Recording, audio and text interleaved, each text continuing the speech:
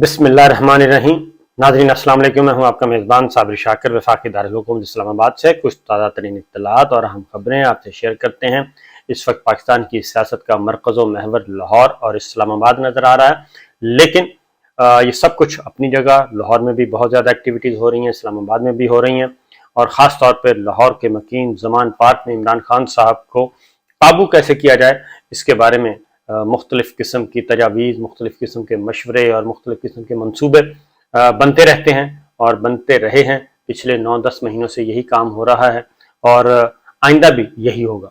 लेकिन जो सबसे पहला खबरें मैं आपसे बाद में शेयर करता हूँ, अच्छी खबरें हैं, लेकिन पहले मैं आपके सवालों का जवाब दे दूँ। कुछ मुझे डायरेक्ट मैसेजेस आए, कुछ व्हाट्सएप के ज़रिए आए, कुछ वैसे कॉल्स भी आई। तो उन्होंने कहा कि ये आप तो बहुत army chief general Asim Munir साहब के बारे में बहुत ही खुशगुमान थे और बहुत आपने बताया था कि जी सब ज़बरदस्त हो जाएगा, सब कुछ ठीक हो जाएगा, लेकिन ये तो बिल्कुल उसी तरीके से ही हो रहा है। और उन्होंने कहा कि निगरान जो है वो आ गए, मोहसिन नकवी साहब आ गए, और उसके बाद जब फवाद चौधरी साहब को गिरफ्तार कर लिया, तो ये तो सारी सिचुएशन जो वर्स्ट जा रही है। हर दिन, हर गुजरता हुआ दिन जो है वो पहले से ज़्यादा मुसीबतों भरा आ रहा है। तो सबसे पहले तो मैं आपको बता दूं कि जमहूरियत और अपना हक हासिल करने के लिए और जमहूरियत के लिए बहुत ज़्यादा तगदौ करनी पड़ती है। ये जुमा 8 दिन में कुछ नहीं होता था। और आपको पता है कि इस वक्त एक तरफ इमरान खान है और एक तरफ आईन पाकिस्तान है, इमरान खान है, कानून है, रूल ऑफ लॉ है, और दूसरी जानिब 14 जमाती इत्तेहाद है। और 14 जमाती इत्तेहाद और उनके साथ इंटरनेशनल प्लेयर्स भी मिले हुए हैं, इसमें कोई शुबा नहीं है। तो वो सारी चीज़ें आपने अगर आपने अपना हक लेना है तो उसके लिए तो फिर करनी पड़ती है, स्ट्रगल करनी पड़ती है, जद्दोजहद करनी पड़ती है, कुर्बानियाँ देनी पड़ती हैं। और ये जो कुछ हो रहा है ये कोई अनएक्सपेक्टेड नहीं है। और फिर एक बात आपको बड़ा क्लियर कर दूं कि हम जब तक ये रावलपिंडी की तरफ देखते रहेंगे और उसी की तरफ देखेंगे कि जनाब वहाँ से कोई बात हो तो ही कुछ चीज़ें ठीक होगी, ऐसी बात नहीं है। अगर पाकिस्तान के अवाम जो हैं, अगर वो पाकिस्तान के अवाम एक फ़ैसला कर लें तो उस फैसले को कोई भी तब्दील नहीं कर सकता। बादल नखास्ता उसको रावलपिंडी को भी कबूल करना पड़ता है। मोहतरमा बेनज़ीर भुट्टो पाकिस्तान पीपल्स पार्टी को 11 साल ज़ियाउल हक साहब ने क्रश करने की कोशिश की थी, बल्कि किया था, और जुल्फ़िकार अली भुट्टो साहब को फांसी दे दी थी, और जो आज तक एक अलमिया है उनको फांसी दे दी। उसके बाद 11 साल हुआ जी, 11 साल का अरसा ज़ियाउल हक साहब रहे, और 11 साल के बाद जब मोहतरमा बेनज़ीर भुट्टो की क़यादत में इलेक्शन हुआ तो पाकिस्तान पीपल्स पार्टी जीत गई थी। तो मोहतरमा बेनज़ीर भुट्टो को उस वक्त की जो इस्टेब्लिशमेंट है और रावलपिंडी है कबूल करने के लिए तैयार नहीं था इस तरह से, लेकिन उसको कबूल करना पड़ा। और उस वक्त बहुत बड़ा एक शोर बरपा हुआ जिसमें मौलाना फजलुर रहमान साहब भी थे, सब के सब तमाम मजहबी जमातें भी थीं, और मुस्लिम लीग नवाज, इस्लामी जमहूरी इत्तेहाद, नवाज शरीफ साहब भी थे। सारे के सारे मिल के एक ही नारा लगा रहे थे कि खातून की हुक्मरानी जो है, औरत की हुक्मरानी कबूल नहीं है, ये गैर शरई है, गैर इस्लामी है, और ये सारे का सारा एक नैरेटिव बनाया गया था। लेकिन वही मोहतरमा बेनज़ीर भुट्टो वज़ीर आज़म बनी, एक दफ़ा हटाया फिर दोबारा वज़ीर आज़म बनी, तीसरी दफ़ा फिर उन्होंने बनना था, लेकिन दहशतगर्दी का शिकार हो गई। फिर पाकिस्तान पीपल्स पार्टी, जरदारी साहब सदर बने और गिलानी साहब बने वज़ीर आज़म। तो इसलिए इसके लिए स्ट्रगल करनी पड़ती है, जद्दोजहद करनी पड़ती है। अगर अपने हकूक़ लेने हैं तो प्लेट में रख के आपको कोई भी आपके हकूक़ नहीं देता। ये शहरी आज़ादियाँ जो हैं, सिविल राइट्स, बुनियादी हकूक़, ये प्लेट में रख के कोई नहीं देता। और अदलिया को भी, अदलिया से अगर आपने फैसले लेने हैं तो अदलिया के पीछे भी एक प्रेशर होना चाहिए। अवामी प्रेशर जब तक नहीं होगा तब तक अदालतें भी अवाम से ताकत लेती हैं, और जब भी अवाम खड़ी हुई तो अदालतों से भी अच्छे फैसले आए, और जब अवाम सो गई तो अदालतों से भी वैसे ही फैसले आने थे। क्योंकि जजेस ने भी तो, जुडिशरी ने भी पावर लेनी जो होती है वो अवाम से लेनी होती है, अवाम का मूड वो देखना होता है। इसलिए ये कहना कि सब कुछ रावलपिंडी से ही होना है, तो सब कुछ रावलपिंडी से नहीं होता। अगर रावलपिंडी का मूड आप ख्याल में नहीं बन रहा तो फिर आपको बनाना पड़ेगा, पाकिस्तान के अवाम को निकलना पड़ेगा, अपनी जद्दोजहद करनी पड़ेगी, अपनी स्ट्रगल करनी पड़ेगी, तब जाके ये बात आगे बढ़ती है, परवान चढ़ती है। और दूसरा, ये जो कुछ हो रहा है یہ کوئی ان ایکسپیکٹڈ نہیں ہے، یہ عمران خان صاحب کو بھی پتا تھا، کیونکہ جب پنجاب اسمبلی تحلیل کرنے کی بات کی جا رہی تھی، خیبر پختونخوا اسمبلی تحلیل کرنے کی بات کی جا رہی تھی، تو یہ باتیں پارٹی کے اندر بھی ہو رہی تھیں، پارٹی کے باہر بھی ہو رہی تھیں کہ جناب اگر پنجاب گورنمنٹ چلی گئی تو ہمارے پروٹوکول، ہماری سیکورٹی، ہم غیر محفوظ ہو جائیں گے، پھر ہمیں یہ پکڑیں گے، ہم پہ چھاپے ماریں گے، 25 مئی کو دہرائیں گے۔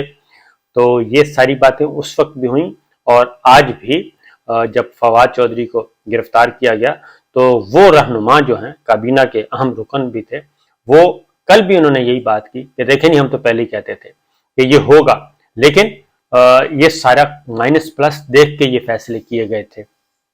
اس لیے عمران خان صاحب کی اپنی کیلکولیشن، اور عوام جو ہیں وہ ان کے ساتھ ہونے چاہیے، عوام کے ذریعے ہی سب کچھ ہوگا۔ اصل طاقت عوام کی ہے، اصل طاقت عوام کی ہے۔ عوام نواز شریف صاحب کے ساتھ کھڑے تھے تو نواز شریف صاحب ناقابل تسخیر تھے، عوام ذوالفقار علی بھٹو صاحب کے ساتھ کھڑے تھے، ذوالفقار علی بھٹو مرحوم جو ہے وہ ناقابل تسخیر تھے، پھر محترمہ بے نظیر بھٹو۔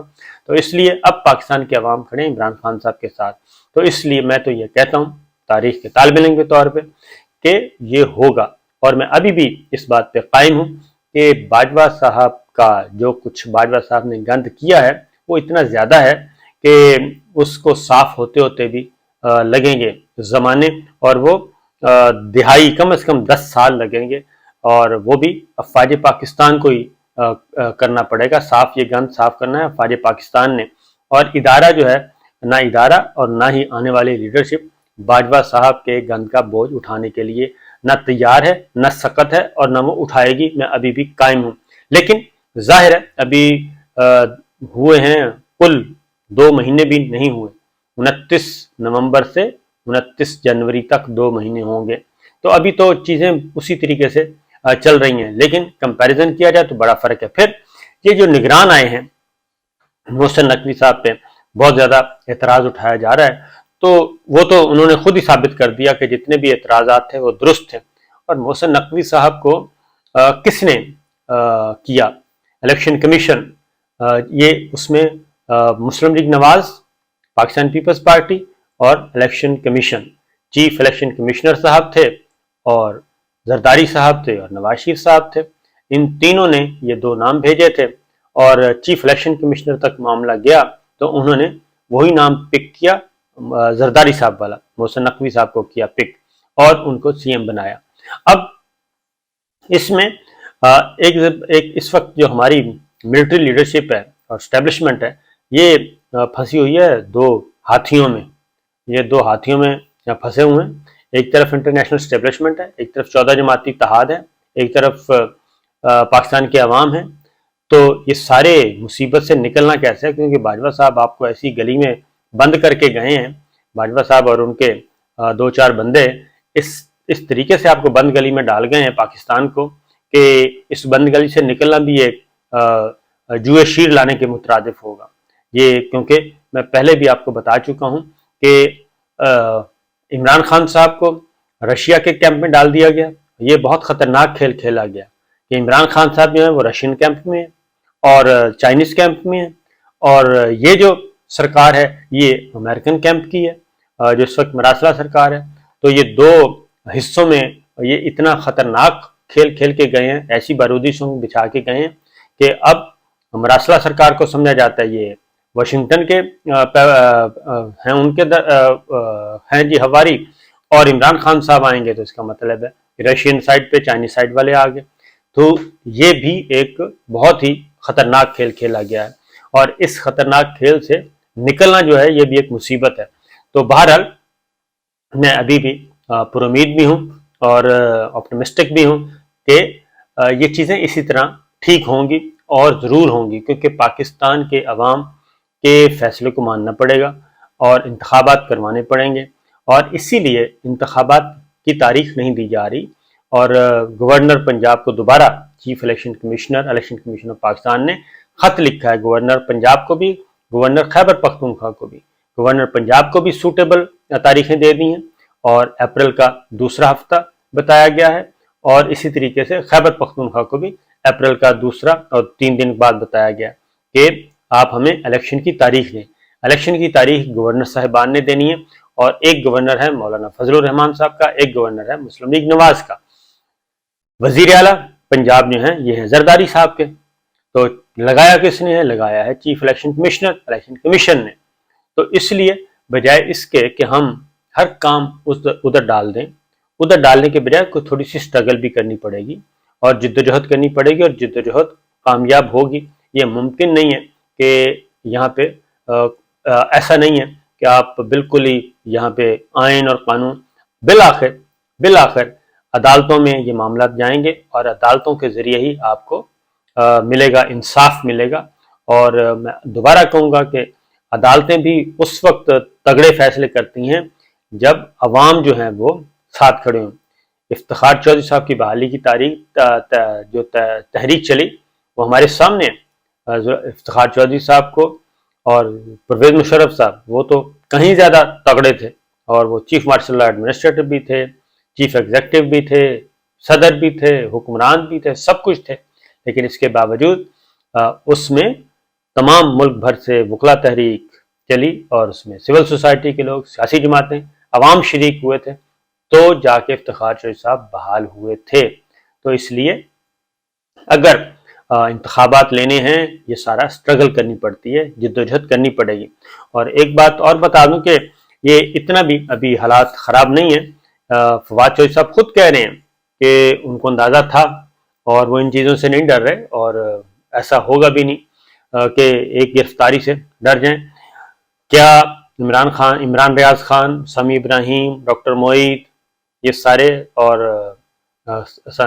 اس کے بعد ایاز امیر صاحب، کیا یہ آوازیں خاموش ہو گئی ہیں؟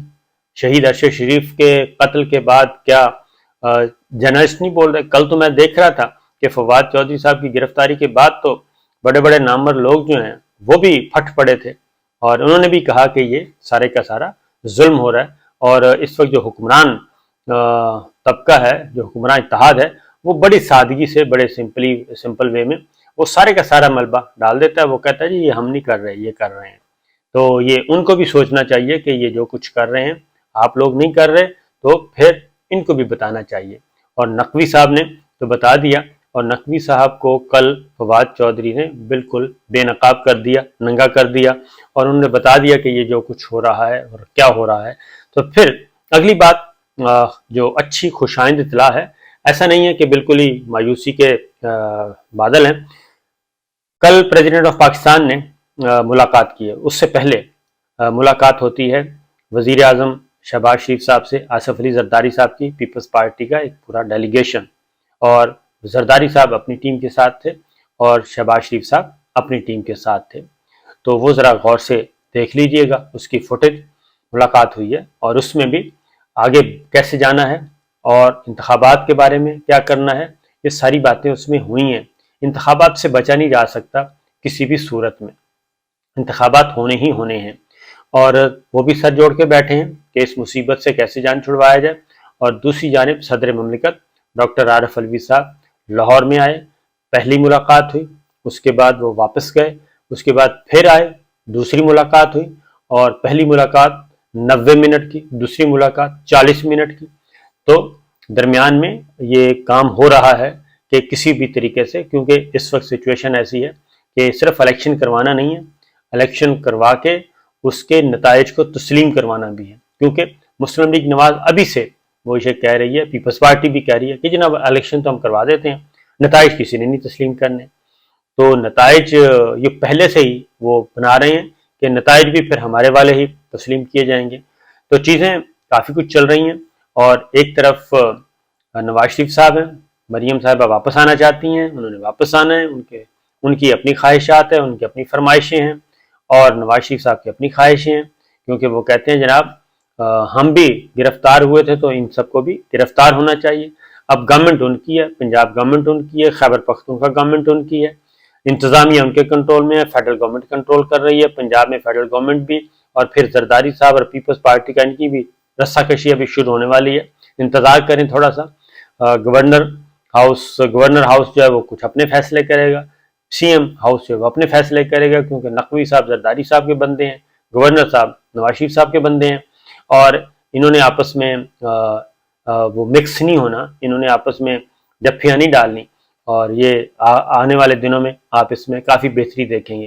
تو پیغام دیا گیا پریزیڈنٹ صاحب کے ذریعے عمران خان صاحب کو، اور ظاہر ہے صدر مملکت جو ہیں وہ کسی نور الدین کا پیغام لے کے نہیں گئے تھے، وہ ہماری ملٹری اسٹیبلشمنٹ کا، ملٹری لیڈرشپ کا پیغام لے کے گئے تھے، اور کچھ چیزیں کوشش کی جا رہی ہے کہ اچھے طریقے سے یہ سارے کا سارا جو ہے پہلے انتخابات ہوں اور اس کے بعد پھر انتقال اقتدار کا مرحلہ اچھے طریقے سے ہو، کیونکہ میں نے بتایا ہے کہ یہ بہت ہی خطرناک ایک کھیل کھیل کے گئے ہیں باجوہ صاحب، کہ سیاسی جماعتوں کو یہ ان کو سمجھ آ گئی ہے، مسلم لیگ نواز کو، پیپلز پارٹی کے 14 جماعتی اتحاد کو بہت اچھی طرح سمجھ آ چکی ہے کہ ادھر ابھی انہوں نے رشیا کا وزٹ ہوا ہے اور واشنگٹن سے ناپسندیدگی کا اظہار ہو گیا کہ یہ وقت مناسب نہیں ہے روس سے تجارت کرنے کا اور اقتصادی تعلقات بڑھانے کا، تو ادھر سے یہ سندیسہ آ گیا ہے،